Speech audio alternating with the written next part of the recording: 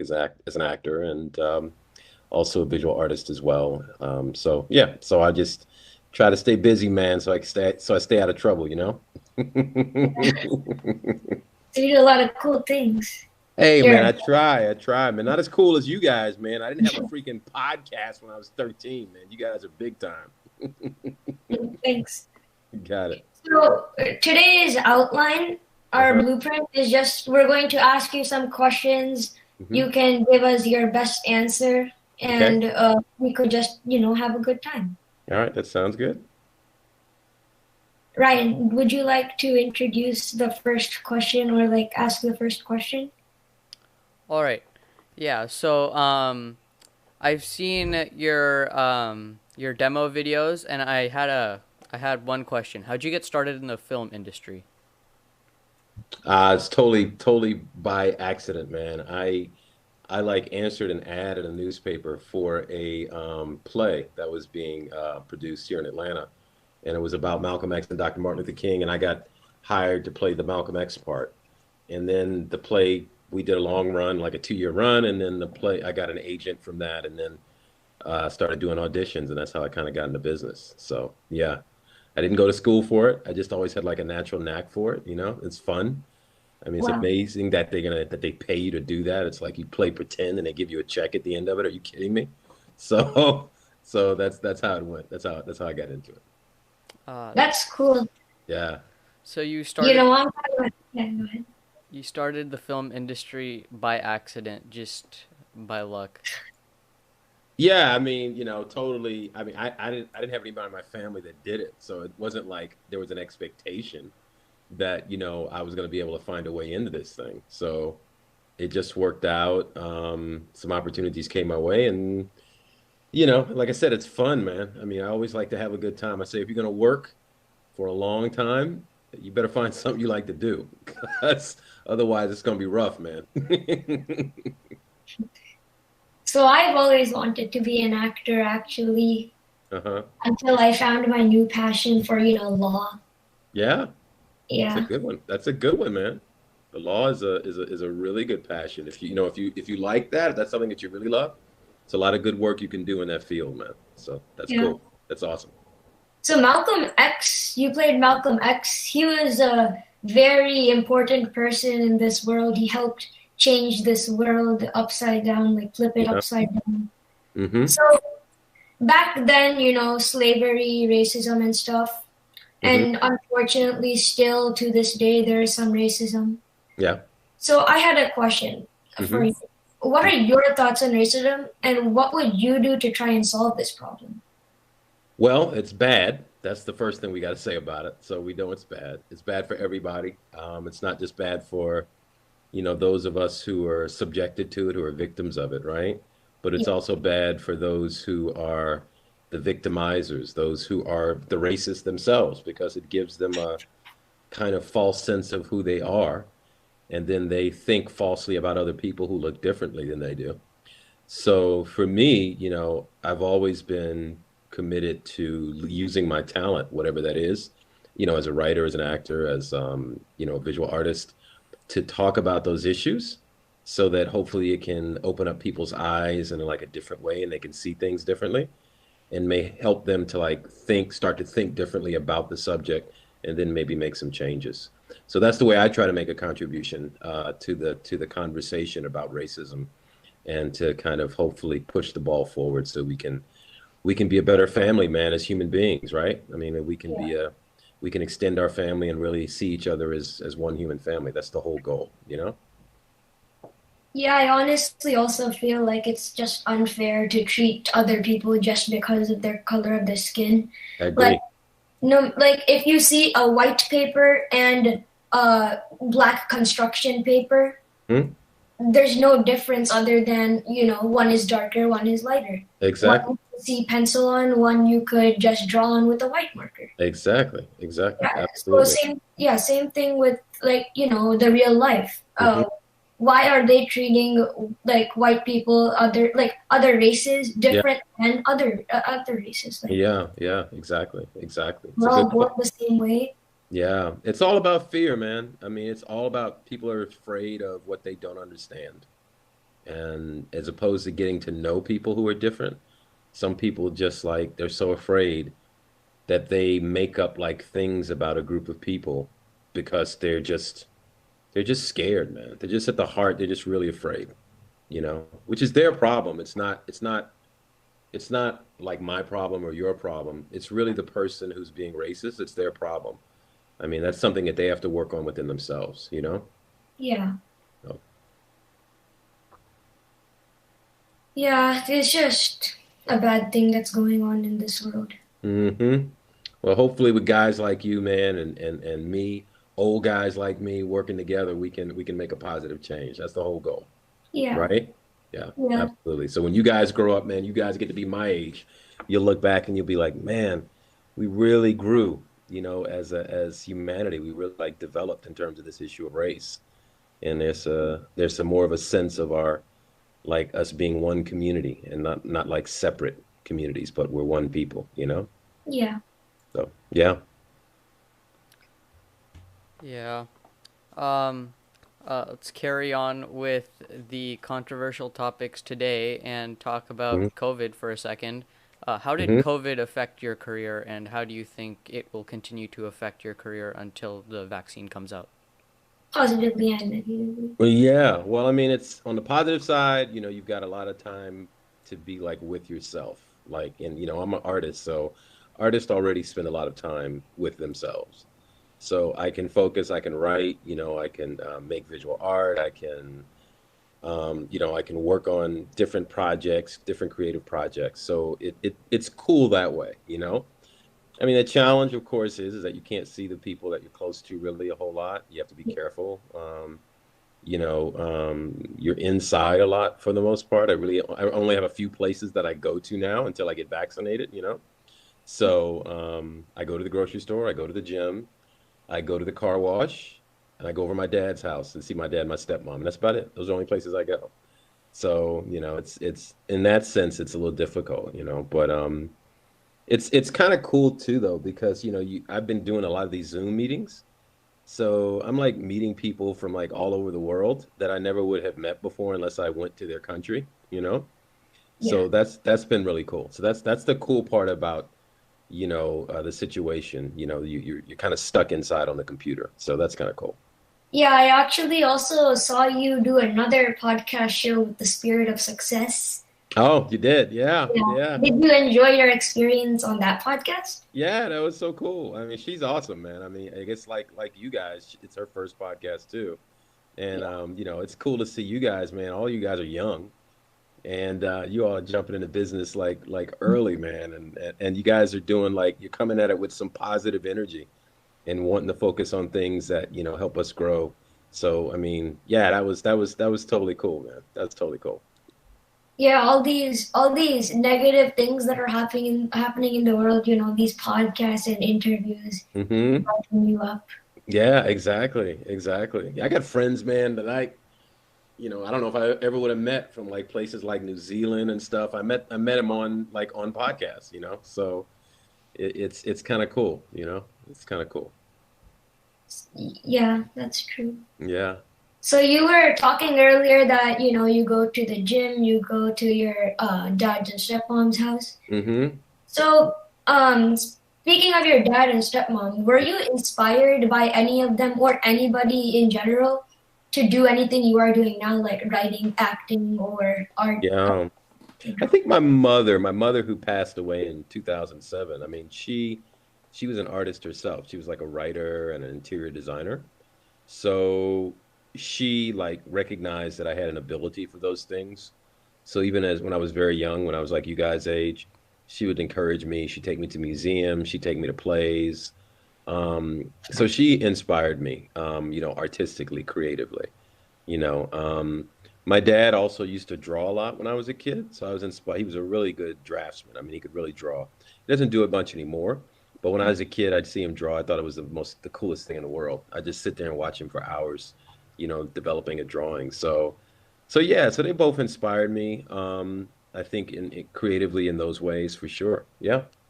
hmm Yeah, that's always nice to have, somebody that could make like inspire you or teach you to do something that you you probably wouldn't have thought of if you didn't see them. Exactly, exactly, exactly.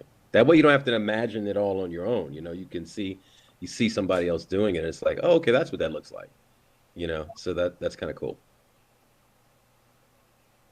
Yeah. Um, so you said that your mom had a passion for like art and stuff. What would Hmm? you do if art wasn't a career choice? Oh, dude, I'd probably be a psychologist, man. I think that's what I'd probably do. Which is like really weird because that's like a really science-based kind of thing. But it is kind of creative too, because you're counseling different people. So it's like you have to approach each person, each situation kind of differently because people come with different issues, right? Yeah. So yeah, and I like talking to people. I enjoy like conversations, and I think I have patience for that. So I think I would have been a good psychologist if I wasn't an artist, I'd probably be a psychologist. Nice. So, do you have any, like practice with psychology? I just read a lot, man. I mean, like I've read a lot of books on psychology, and I think when I was a young man, I was trying to figure out like who I was and all of my experiences that I had when I was younger. So I did a lot of reading to help me kind of understand myself better. So that started like my official like dive into psychology. And I've just always thought it was a really interesting kind of way to like look at the world and look at people. Yeah. So yeah, yeah. So, to tie up all this profession stuff, Mm-hmm. one last question. Sure. Out of all of your professions, what Yeah. is your favorite? You have writing, you Mm-hmm. have being an artist, you have an actor job. Yeah. Yeah. Dude, that's a hard one, man. I mean, it depends, man. I mean, it's like if sometimes I'm in a different mood. Like sometimes I want to be like on set or in a play, and I'm just like feeling that. Like I just want to be working with other actors and performing. And that at that moment, that's like my favorite thing to do. And then there are times when I'm like really into a writing project that I'm working on. Like I'm working on a book right now, and I'm having such a great time writing it. And so I really love that right now. I'm really into the writing. And then there are other times, man, when I'm in the studio, I'm working on a work of art, and I'm just like so connected. It's like, the phone could ring all day. I would never answer it. I'm just in the studio having a great time. So man, it depends. It kind of it flows. Right now I'm taking a break from the studio. I haven't been in the studio making art. I've been doing more writing, and I'm just having a great time writing right now. So yeah, it depends, man.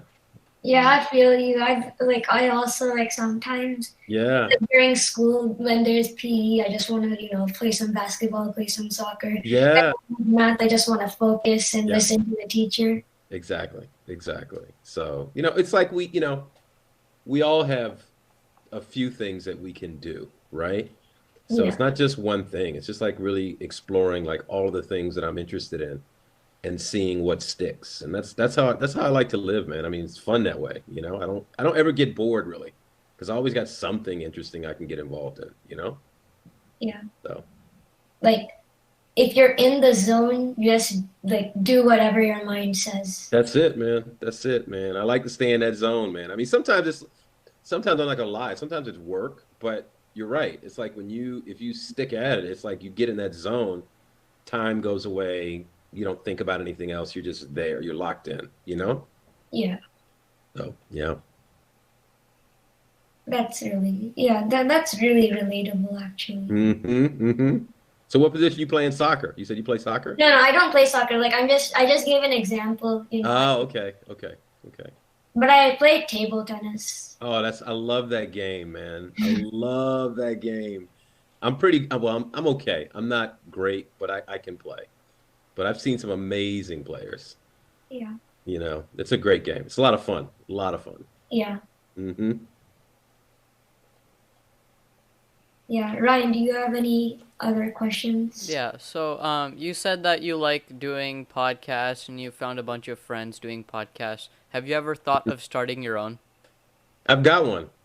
It's called America's Most Challenging Issue. It's about racism. So it's on BahaiTeachings.org. So you can go to Bahai Teachings website and you can look up my name and the podcast will pop up. But what I do is I interview people who are working to bring about oneness and unity.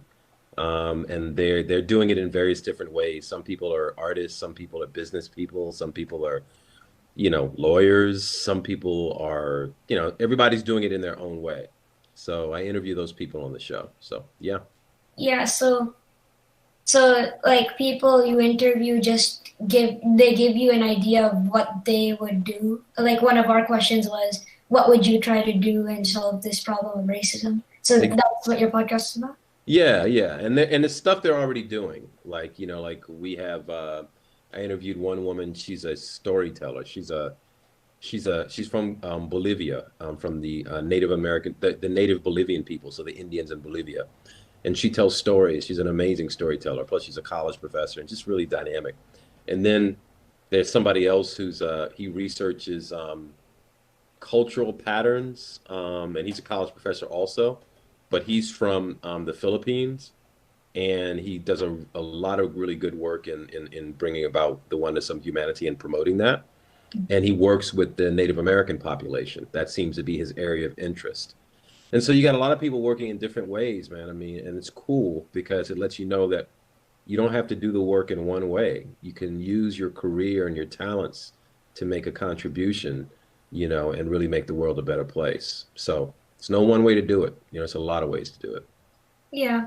Mm-hmm. So you were saying that you have your own podcast. It's on Bahai channel? Teachings, BahaiTeachings.org. Yeah. So Okay. Bahai Teachings is one word and then .org. Okay.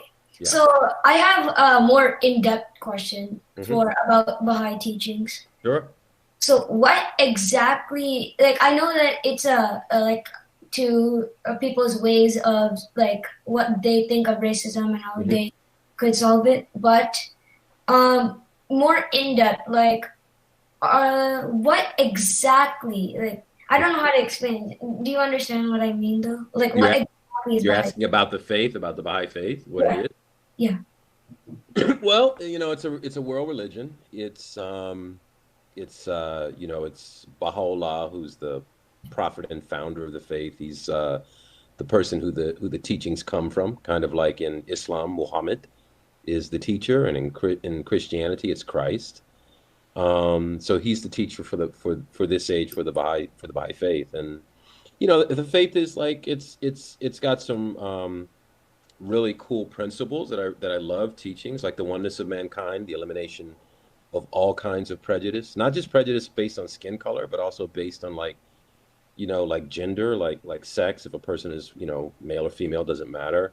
On religion, on whether or not you're educated or not educated, whether or not you come from a family that has a lot of money or a family that has no money. So it's really about, fundamentally the main focus of the faith is making the world one community, like one human family. And so it's about getting rid of all of those things that divide us, right? But at the same time, like keeping like the Baha'i concept of oneness is based on diversity. So it's like we have all of these different cultural groups from all over the world who express themselves in their own unique, beautiful ways, and you want to keep those beautiful ways that those cultures express themselves. That's part of the diversity, right? The mix of the human family. But the stuff that doesn't work, the stuff that's like toxic or not healthy, you get rid of that stuff.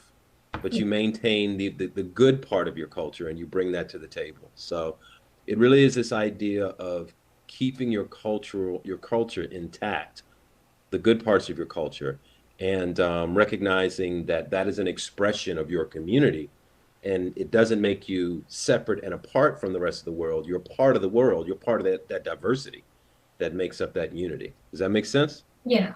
Cool. So bringing everybody to be one whole family. Exactly. Exactly. So it's like you guys. Where your parents from? Pakistan, India? Where? India, yeah. India. Okay, India. So yeah, so it's like, I went to school at Morehouse College here in Atlanta, same place that Dr. King went to school. And Dr. King was heavily influenced by Gandhi, heavily influenced by Gandhi. So we had a lot of Indians that would come from India that would come to our school. And my school is a what they call an historically black college. It was created to educate the children of enslaved African Americans after the Civil War. So it's an all male school. I mean, there were a lot of Indians because of the connection between King and Gandhi, So, these connections that we have to one another, to each other. It's like, you guys are my family. I mean, we come from two different communities, right? But it doesn't matter. I mean, we're still part of the same human family. And it's because of our inner self, right? We look express in terms of how we look on the outside, we look a little different. But on the inside, where our spirit is, that's what connects us, because all spirit is one. So we're all interconnected by our spirit. So Yeah. yeah, yeah. So talking about all this Baha'i teachings, all this cultural things, Hmm. you also told us that you're working on a book right now, right? Yeah. Does that book include anything about the Baha'i teachings? Not really. I mean, it's got the spirit of the faith. What I mean by that is it's got like there's nothing like really specific about the Baha'i faith, right? Like the Baha'i faith is not mentioned in the book really. But the approach, like some of the things I'm talking about are things that I've learned, from the Baha'i teachings that are in there. So, I talk about my best friend who's from Scotland, and I don't know how we would have ever been friends if I didn't have an understanding of the oneness of mankind. And I mean, he's like a real Scot. He has that whole kilt thing, like that plaid kilt skirt thing. He has one of those. Mhm. So, I mean, it's weird to think that we've been friends for like 3 decades now, since we were kids. Wow. And that's my best friend, man. I mean, he'll go to war for me, man. He'll die for me. I do the same for him, if it was required. So there's that element in the book that talks about our oneness, but there's nothing specific about the Baha'i faith in the book. No. So speaking of all these books and stuff, did you make any books, about like fiction novels or any like fiction books? Yeah, I haven't written a fiction book yet. It's probably going to be my second book. This actually is the first book that I'm working on to get published. Wow. It's about my mother, who was a really dynamic and interesting woman. But it's about our relationship, actually, like growing up with my mom. So I promised her I was going to tell her story before she died. So I have to. This is the first book I have to get out. And then the second one is going to be a fiction book. I have an idea for a project for young. It's a book for like teens, young adult literature, that kind of thing. So I've always, when I was like 6 or like 5 or something, Hmm. I always thought. Do you know who Jeff Kinney, the author of Diary of Wimpy Kid, or like? No, I don't. Who's that? Oh, so it's just this comic book called Diary of a Wimpy Kid. So Uh-huh. like, him, him and this guy named Lincoln Pierce, Hmm. another comic book author, they're Hmm. like friends. Hmm. So what I always thought was like in my dreams, like I'm an author. Okay, so Hmm. then like in like IT jobs, there's like cubicles for each person. Yeah, yeah. That like when you're a writer, Hmm. there's one cubicle for you, you're writing, Yeah. and then your friend author comes and then like, hey dude, I need help. What word should I use for this? Right. Yeah, yeah, And yeah. now I realize that it's way different. Yeah, yeah. No, it's true, man. I mean, it's like when I'm writing, I'll call my friends and I'll be like, "Yo, can I read this to you? Because I want to make sure this sounds okay." Yeah, So, I need people to help me, like, because it may sound one way in your head, and then you put it on paper, and then people are like, "That is not what that sounds like, dude. You need to work on that." And yeah, that's helpful, because you're just in your head and you're thinking about what you're writing, but you don't know what it sounds like to other people until you read it to them. yeah. So yeah, man, I do that a lot. It helps me a lot. Helps me be a better writer. Okay. Ryan, do you have any other questions for Mr. Olufani? Uh, yeah. So, do you have any siblings? I Or, do. uh, uh, Got two so, older brothers, so, much older. did they influence you in any way, or did they like teach you anything that you still use today? Well, they're much older than me, so they were kind of out of the house even when I was born. I mean, my middle brother was in the house for a little bit, but then he left when I was like I must have been 11 when my brother left. So my older brother Donald, I mean, he's a lot older. So he and I don't really like we never hung out because Mm. they're so much older than me, you know. But I've got like a younger brother and a younger sister now because my dad remarried, you know, after my mom. And so I've got a younger brother and younger sister from my dad's second marriage, and I'm like the big brother now. So, you know, they call me if they want to talk, or you know, when I see them and stuff, and you know, we hang out. So I guess it's more in the lines of me influencing them that way. But I don't think they realize it, but they also influence me. Like I'll watch them do something, or they'll say something. I'll be like, man, that's a really good idea. So, you know, I allow myself to definitely be open to learning what it is they have to teach because everybody's got something to teach, man. Doesn't matter how old or how young you are, everybody's got something to teach, you know? Yeah. So, yeah. So, um, yeah. So you were talking about how, you call your friends for help and Hmm. stuff.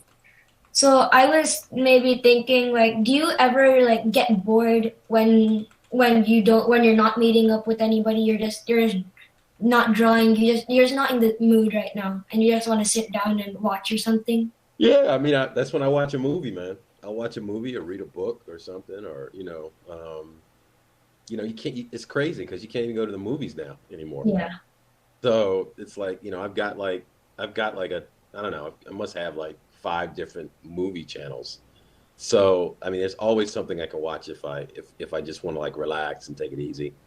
But you know, I'll read. I love to read, so I do a lot of reading. You know, and then I go to the gym when I feel like I need to like get out and like physically like do something. I go to the gym to work out, so that helps me a lot too. Because you know, they say like when you're working out, it releases like these endorphins in your body, which helps with your mood and keeps you happy and keeps you up, that kind of thing. So, yeah.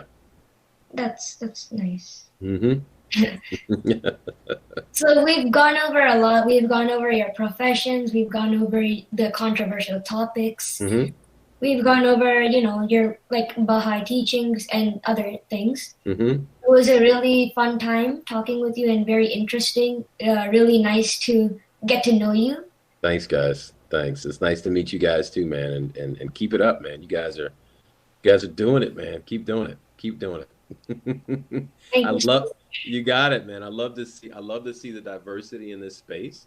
Like I'm so glad you guys to being descendants of people from India, man. It's so important to have you guys in this space and making your contribution and so keep it up, man. Keep doing what you're doing. It's important, all right? Yeah, thank you. All right, Well, guys. we're coming on to dilemma. You got it, guys. I'm so happy to be on Dilemma. I'm the first. I am Yep. the first. All right, guys. Thanks. Thank you. Bye. All right, Thank talk to you you. later.